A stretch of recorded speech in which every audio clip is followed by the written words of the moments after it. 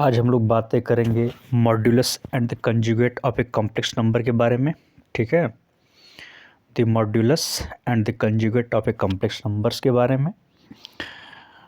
But उससे पहले हम लोग बात कर लें ए प्लस आई बी के फॉर्म के बारे में। ठीक है, ए प्लस आई बी के फॉर्म के बारे में कि कैसे हम किसी नंबर को, किसी कॉम्प्लेक्स नंबर को ए प्लस आई बी के फॉर्म में लिखें। ठीक है, तो स्टार्ट करते हैं।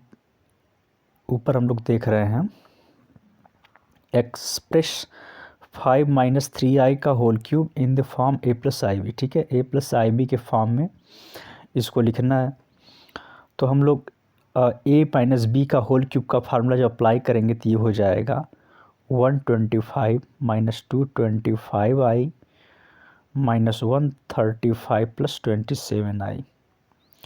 तो आई का जो टर्म है उसको हम लोग ऐड कर दें तो हो जाएगा, पहले आएगा -10 माइनस 198i।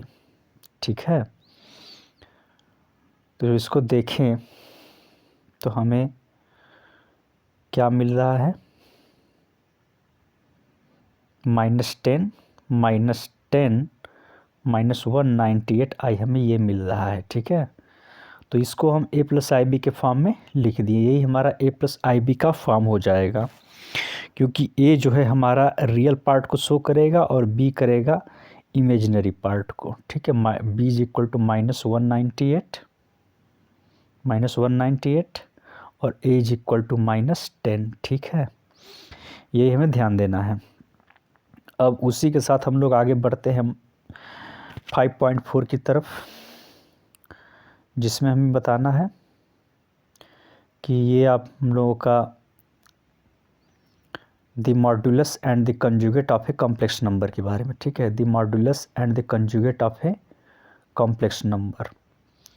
तो क्या है, let z is equal to a plus i b be a complex number, then the modulus of z. मतलब जब जेड लिखते हैं आप ए प्लस आई बी, तो इसका मॉड्यूलस होता है, उसको मॉड जेड ऐसे लिखते हैं, मतलब इसका वैल्यू। तो इसको हम ऐसे लिख सकते हैं mod a plus i b, और इसका वैल्यू होता है square root a square, real part का square plus imaginary part b का स्क्वायर।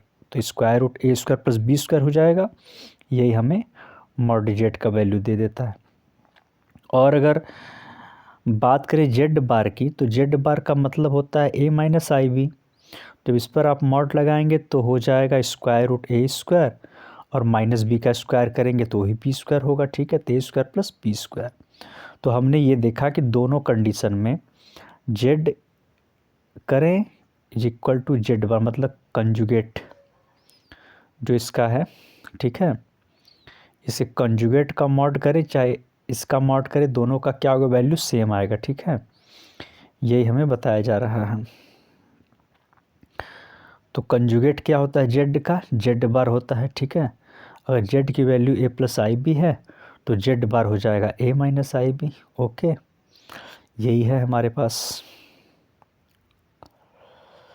अब उसी तरीके से इसके कुछ आइडेंटिटीज़ भी होंगे। ठीक है, जैसे हम लोग बात करें दो complex number, suppose Z1 Z2 हैं। ठीक है, तो उनका अगर हम एक साथ Z1 Z2 का मल्टीप्लाई करके मॉड करें तो अलग अलग Z1 के मॉड और Z2 के मॉड के मल्टीप्लाई के इक्वल होंगे। और सेकेंड में बात करें, अगर कंबाइन दोनों का अगर डिवीज़न किया जाए तो उन दोनों के डिवीज़न का मॉड अलग अलग, उनके Z1 के मॉड को डिवाइड किया जाए Z2 के मॉड से तो वो इक्वल होगा। ठीक है, अब यहाँ पर भी देखें तो Z1 Z2 का मल्टीप्लाई करके तब इसका हम मॉड्यूलस निकालें, तब वो अलग अलग Z1 के मॉड्यूलस और Z2 के मॉड्यूलस के मल्टीप्लाई के इक्वल होगा।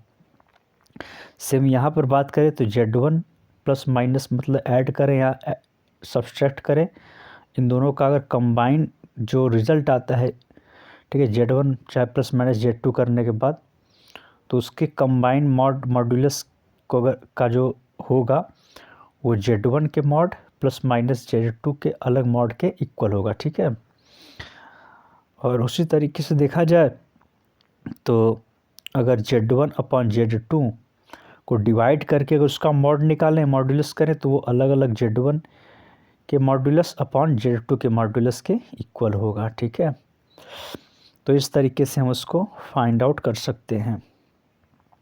अब देखिए, कुछ अलग तरह की चीज़ों को अगर हम लोग लिखना चाहें तो हम लोग देखिए क्या देख सकते हैं। एक चीज़ हम आपको बता दें, जैसे कि हम लोग जानते हैं कि Z जो होता है, जैसे हमने लिखा था Z is equal to 1/Z inverse. ठीक है, 1/Z इनवर्स।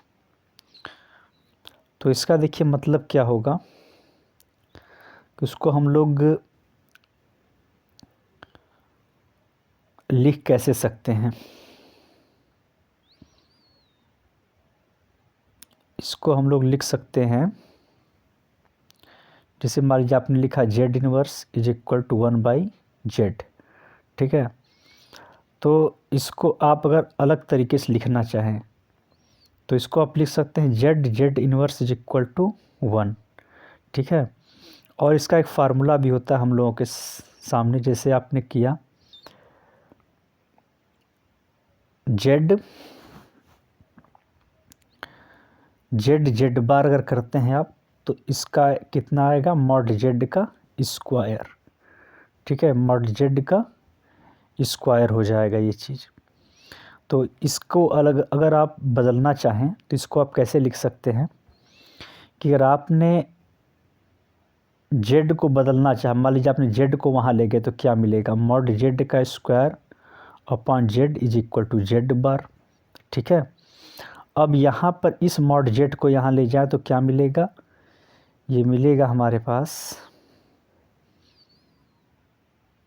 ये अगर यहाँ चल जाएगा तो Z इनवर्स हो जाएगा। ठीक है, लेकिन हम क्या चाहते हैं कि इसको हम ऊपर ले जाए तो ये हो जाएगा Z इनवर्स। ठीक है, ये ऊपर चला जाएगा तो ये नीचे चला जाएगा तो क्या हो जाएगा, मॉड Z का स्क्वायर हो जाएगा।